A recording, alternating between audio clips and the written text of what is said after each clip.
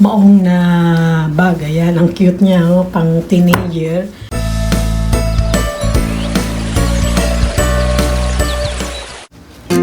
Hello guys, good morning. Andito na naman ako sa aking sewing room. Ayan. Nasa mood ako ngayong manahi. Actually, marami na akong natahing bag.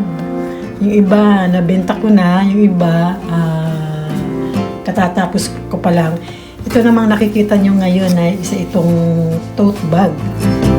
So, ito yung pinakalabas niya. Kaiba yung bulsa niya. Ayan, tatahiin ko pa siya. Dinikit ko pa lang muna siya with glue kasi para mas madali siyang matahi sa makina. Ito yung kanyang lining. Ayan, with zipper din siya. May mga bulsa na rin siya sa loob. Ayan. So, bali bubuuin ko na lang siya ngayon. Malaki siya actually, pwedeng lagay ng mga damit, ng mga kung ano-ano pa. Ayan, ito yung kanyang handle. Yes, yung gamit kong makina. Ayan. Ito ang partner ko sa buong maghapon. Wala akong kasama dito sa bahay. Ito nga pala guys, yung aking huling ginawa. Ito yung brown, orange brown. Ayan, shoulder bag din siya or sling bag. Ayan. Matatapos ko lang siyang gawin kahapon with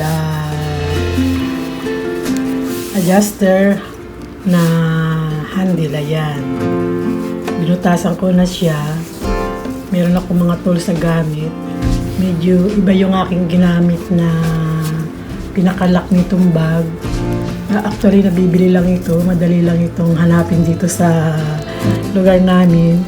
Kasi gaya ng sinabi ko noon, itong lugar namin parang Divisoria. Ladies Market tawag namin dito. Andito lahat ng mga kailangan. And ito, meron siyang palawing-wing o borloloy. Actually guys, ito gawa ko lang ito. Ito yung retaso nitong tela.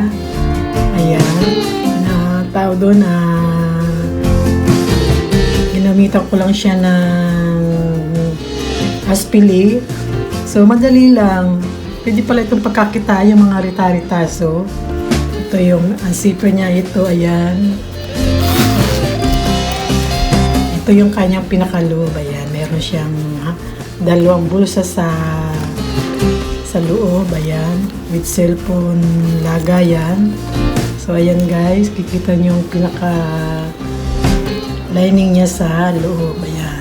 And meron siyang zipper sa labas. So, ito yung kanyang zipper. So, ito yung pwede ring lagyan ng maraming ararakat. Tawag ko dun. Ayan. And ito pa pala guys yung aking ginawang denim bag or maong na bag. Ayan, ang cute niya, oh, pang teenager. Tuntua nga ako dito eh.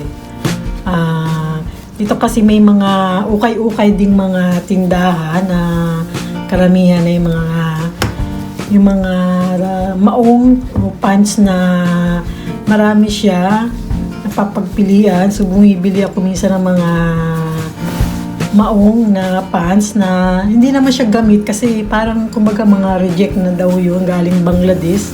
So ayan, ginagawa ko siyang bag at binibenta ko sa mga kakilala ko. So style lang talaga. Ayan, ang dami niyang bulsa para talaga siya yung maong. Ayan, kikita ninyo ang likod niya, dalawang bulsa din.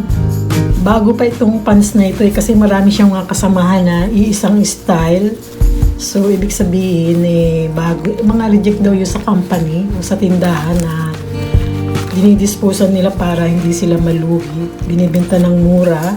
So, ayan, meron pa siyang double lock. So, ang cute niya, diba? So, ayan guys, kung nakikita ninyo, iba-ibang kulay.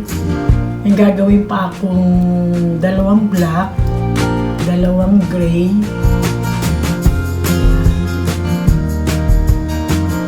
Ang cute na mga kulay niya. Pwedeng panterno sa mga t-shirts.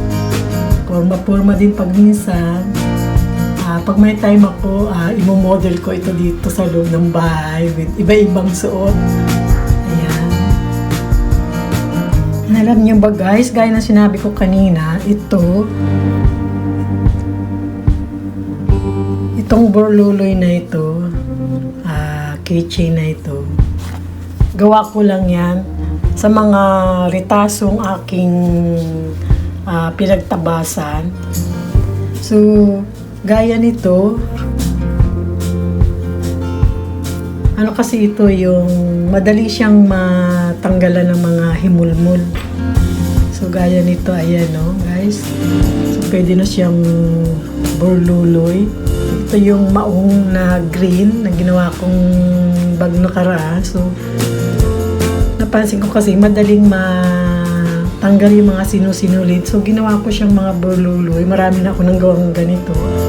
Kaya advice ko sa ibang mga mananahi, lalo na kung mga maong ang tinatay nila o maong pants, hingin nyo yung mga tela, mga reta-reta. So, gupitin lang sa kung anong design gusto nyo. Pwedeng mga ganito, dahon, heart, or circle, or kung ano-ano pa, and lagyan lang ng mga borluloy. Ang cute niya, pwede siyang ibenta. Ayan, gaya nito. Blue na ito, ayan. Ang ganda niya, nilagyan ko lang siya ng glue and tinaian ko siya para tumibay. Ayan, pwede na siya. Ayan guys, so marami pa akong mga tela na iba-ibang kulay. So, hindi ko palang magawang maramihan. Pag ano lang ako, habang nanonood ako ng TV, ayan, ginagawa ko ito. And pwede ko itong ibenta din. Gaya ng mga keychain na ginawa ko noon.